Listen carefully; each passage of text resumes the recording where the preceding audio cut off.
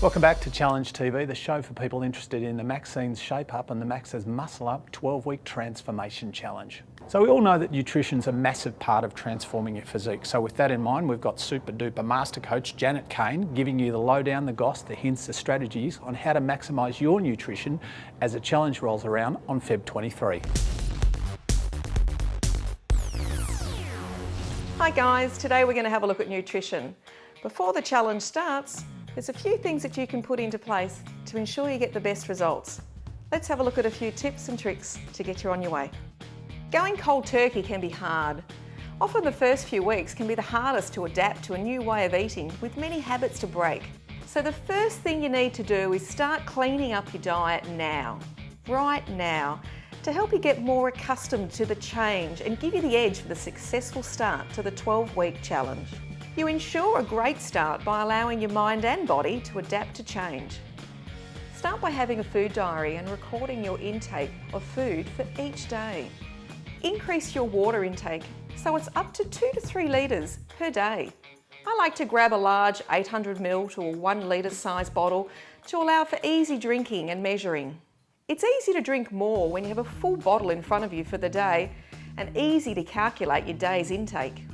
Okay, now we get some tough challenges, pardon the pun, but let's see how many you can do. Try and do as many as you can. If you can't do them all, that's okay. The more you do, the more results you'll achieve. First up, empty out all of the snack foods, packaged junk processed items from the pantry. That includes biscuits, chocolates, lollies, snacks, chips, whatever. They've got to go. I did say this was a tough one, but things have to go. So if you're struggling with giving it away, getting rid of it, give it away to someone, but just get it out of the kitchen. The next tip is to remove all the junk food or anything that you know is bad from the fridge. When you make room in your fridge and freezer for some healthy food by removing all the other stuff, this will save the temptation too.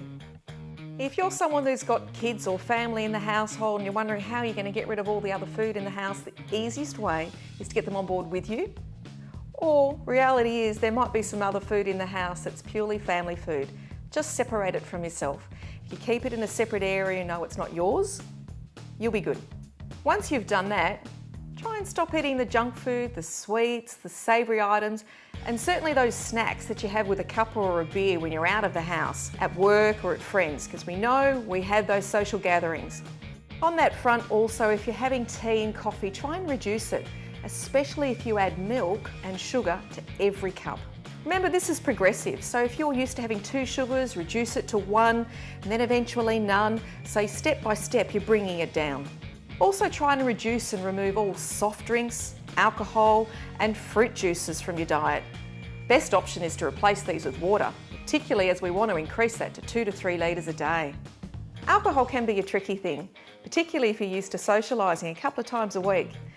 If you're used to having a couple of wines out or a few beers, just like the coffee, let's reduce it. Maybe go out a few less nights, taper back the amount that you are having and progressively reduce them. You'll find the challenge will become a lot simpler for you as you reduce the alcohol intake. Remove all of the takeaway price lists and order forms from your house and your phone, particularly if you've got any apps for them. You don't want to be tempted with ordering. Stop having takeaway foods, but particularly start getting used to cooking your own meals. This is a big part of the challenge, so if you're just not a cook, it's time to start learning. Most families have a drawer with the takeaway menus and order forms in them. If you're like that, the best thing you can do is just remove it. Take them away, take the temptation away, because throughout the challenge, you're probably going to find that drawer. So let's get rid of it now. It'll make it much easier throughout the challenge and a greater success chance for you. Get organised with your meal plan too. There are some sample plans on the website when the challenge is not on, and start to take your meals to work rather than buying takeaway or snacking. When you practice what you eat at work and during the daytime, you'll avoid bad choices. Nearly everyone that falls off the nutrition plan and makes bad choices simply is not prepared. So the answer's simple. Get prepared and practice being perfect at it. Rethink the sorts of marinades, sauces and condiments you add to your meals. Start checking the labels for the added salt and sugar. Best option, reduce or remove these from your diet if you can. Get used to eating lots of vegetables. Believe me, your body will love you for it. Start reading food labels and understand nutrition breakdowns, such as protein, fats, sugars, salts, calories if you can. Now this is something that you'll learn more about during the challenge, but it's never too early to start. When you do, you'll get a much better understanding of what you're eating and the effect it's having on your body, whether it's good or bad. Now you don't need to spend $1 million, but there are a few things that you need along the way. And if you can't get them all, that's okay, just do your best. First up, for ease of cooking, think about getting the following things for your kitchen. A rice cooker, a contact grill like a George Foreman or a good non-stick fry pan, some chopping boards and baking trays, and a good knife set. Grab a cooler bag and ice bricks to have as a lunch bag or a day bag that will fit at least 2 to 3 meals for a day trip. Get as many storage containers for all your meals as you can. Believe me, they'll be vital in getting the best result. Grab some Snap-Lock freezer bags. They're a good option for that also.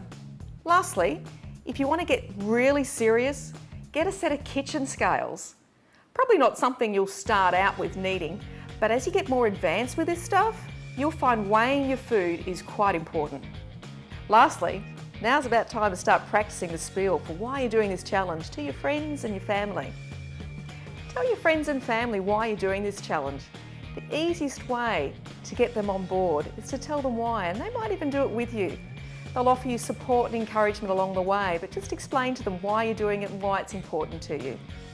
Hopefully that's given you some tips and tricks to get yourself started. But as always, jump on the website for some more information. That's it for now, and we'll catch you next time. In my early 20s, I would say that I was fit, but I was a little bit more of a cardio person. I would enjoy swimming or running, and I played a lot of sport. And then I got married, and then I settled into life, and I probably stopped a little bit until we wanted to start a family, and I thought, well, maybe I need to get a little bit more fit. I packed on a few kilos and started my weight loss journey at around the age of about 30.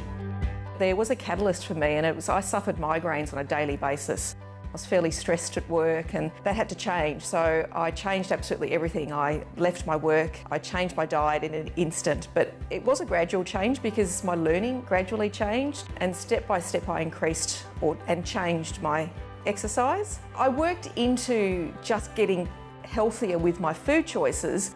I'd lost about 17 kilos, so I'd lost a fair amount of weight in about 6 or 8 months. And I thought this is quite good, so I exercised a little bit more, and it got into the winter months. So I joined a gym to walk on their treadmill and got encouraged to lift some weights. And the first thing I said was, but I don't want to be a big hurly-burly girl by lifting weights. I'll just steer away from that, and I'll be happily on the exercise bike until I was encouraged to do some weight movement. So as I started, I could see some shape, and it was really quite encouraging for me, and I was just looking for the next challenge.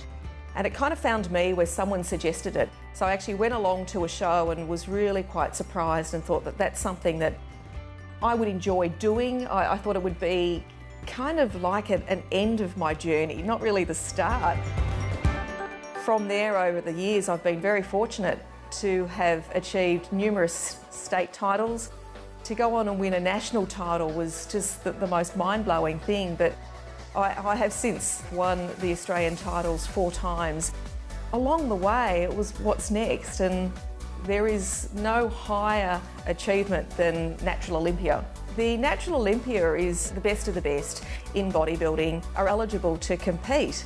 So that opportunity was kind of my calling to, let's just step it up another level and see what I can do. But to win in there was, I literally cried on stage. It just meant the absolute world to me. It was one of my biggest highlights. As Master Coach, I hope to bring a lot of assistance to people in the areas that I've personally gained experience. I've walked all those steps, and I've applied a lot of knowledge along the way, whether it be from a mindset coaching or whether it be from a personal tip that might be a cooking recipe, just some impact. Every person's life I touch, I want to have an impact that helps them achieve something they're looking to do. Everyone's got a personal journey, and I like being part of that journey. I like having the connection with people, and that connection is what gives results. And whilst I am results focused, I'm very much focused on each of the steps along the way. So as anything, the journey is wayward. Things happen, you go up and down along the way. The challenge is not an easy one. So being a coach is not just a matter of this is what you need to do and it's structured to the end. That gives results, but it's not really the kind of person I am as a mother and as a caring person. I like getting involved in everybody's story. So it's right down to knowing as much as I possibly can to help someone achieve is what makes me walk those steps with people. As long as they're on that same pathway, I'm there to carry them through. So my train is going through. Jump on board because we're all going to that same journey. Some people hop off along the way, other people come along, but we're all going on that same journey, and I enjoy taking people with me. So along the way, throughout the whole 12 weeks, it is a real connection, and that's what brings results.